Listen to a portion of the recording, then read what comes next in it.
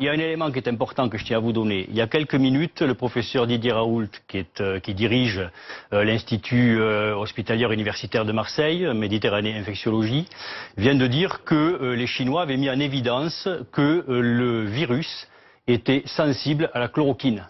Ça répond in vitro à tous les coups. Ça veut dire quoi?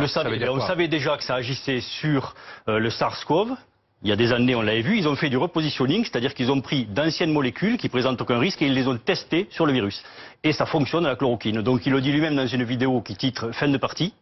Et il dit que ça serait l'infection respiratoire la plus facile à traiter puisque répondant à la chloroquine. Expliquez-nous comment ça fonctionnerait pour soigner alors.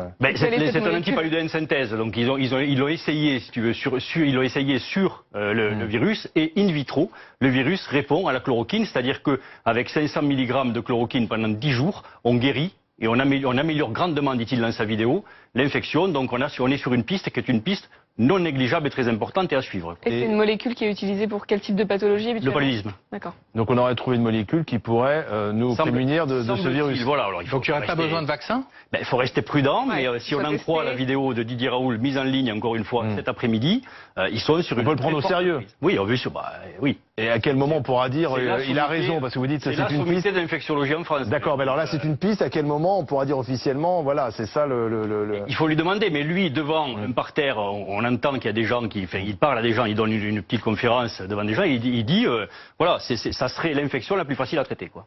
Un scoop de dernière minute, une nouvelle très importante. Les Chinois, qui sont ceux qui vont le plus vite, qui sont les plus pragmatiques, plutôt que de chercher un vaccin ou une nouvelle molécule qui soigne le coronavirus, on fait ce qu'on appelle du repositioning, c'est-à-dire tester les molécules qui sont anciennes, qui sont connues, qui sont sans problème de toxicité, pour les tester contre leur nouveau virus. Ils l'ont testé contre leur nouveau virus, ils ont trouvé, comme ça avait été trouvé sur le SARS et oublié, que sur leur nouveau virus, leur nouveau corona, la chloroquine est active in vitro. J'avais été interviewé par la télévision chinoise, on m'a demandé le conseil que je donnais aux Chinois et ce que j'attendais des Chinois, que je considère comme les meilleures équipes de virologie au monde. Je leur ai dit, j'espère que très très vite les Chinois nous donneront les résultats d'une première étude sur l'efficacité de la chloroquine sur les coronavirus, et ça vient de sortir. Donc c'est efficace sur les coronavirus avec 500 mg de chloroquine par jour pendant 10 jours.